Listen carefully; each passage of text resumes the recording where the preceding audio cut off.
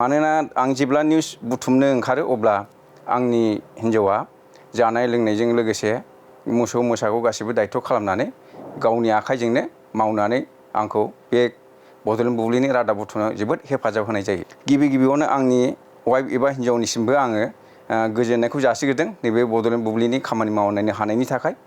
दा आङो नैबे बड'लेण्ड बुब्लिनि न'खरनिसिम जेसेबां हायो फटबजरानि सोरगिदिं जेसेबां निउस मोनो आं बेखौ खबर मोनबानो आं गासिबो थांनानै बेनिफ्राय रिपर्टखौ लानानै आं मावख'निसिम हरनाय जायो। गिबियावनो बड'लेण्ड बुब्लि न'खरनिसिम गोजोननाय बावहरबाय। थारैनो माने सानथावै बाथ्राया देग्लाय आं साननानै माने दाबो फिलिंसआ आंनाव माने गोसोआव दासिमबो माने आं मोजां फारसेथिं सानाखै माने आं बेबायदि मोनगोन होननानै।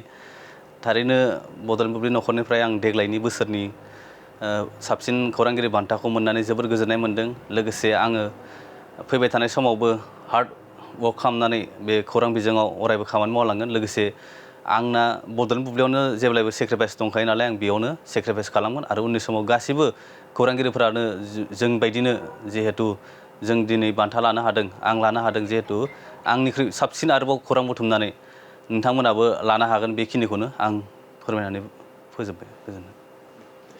खुलुमबाय। सिगांग्रो बड'लेण्ड बुब्लि न'खरनि साफ्रोमबो मावथि बिथांमोन बा दैदेनगिरि बिथांमोननिसिम आङो सिगाङावनो खुलुमनाय आरो गोजोननायखौ जासिग्रोबाय।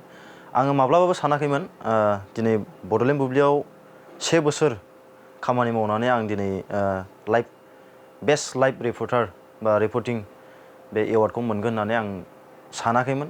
नाथाय बुहुद साननो गोनां आं बेफोरखौ माबोरै मोनखो बा माबोरै मोनदों आं बेखौहाय माने बुहुद सानदों। माने आं सानाखैमोन बेफोरबायदि मोजां मोनसे एवार्डखौ मोनगोन होनना आं सानाखैमोन। बेनिखायनो आङो बड'लेण्ड बुब्लिनि न'खरनि साफ्रोमबो दैदेनगिरि बा सामलायगिरि साफ्रोमनिसिम आं गोजोननाय जासिबाय। आरो जोङो बुंनो थाङोब्ला गोबां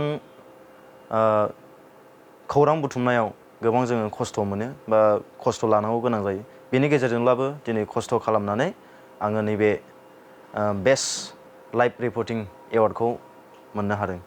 गिबियावनो आङो नैबे बड'लेण्ड बुब्लिनि गासै न'खरनिसिम हामलायनाय जासिबाय।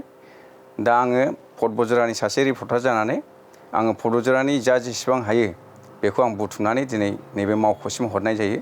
दा बे मावख'सिम हरनायनि नैबे रादाब बुथुमनायनि गेजेराव आं हारसिङै एबा आङो गोसो जानानै हानायखौ आं नुनो मोनाखै। मानोना आंनि गोसो जानाय एबा मावनाय समाव आंनि वाइफ एबा हिन्जावा जोबोद मदद खालामो।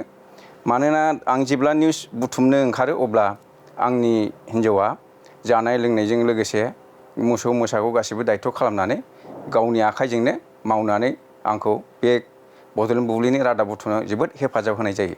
दा बेनिखायनो आङो गिबियावनो आंनि वाइफ एबा हिन्जावनिसिमबो आङो गोजोननायखौ जासिग्रोदों नैबे बड'लेण्ड बुब्लिनि खामानि मावनो हानायनि थाखाय।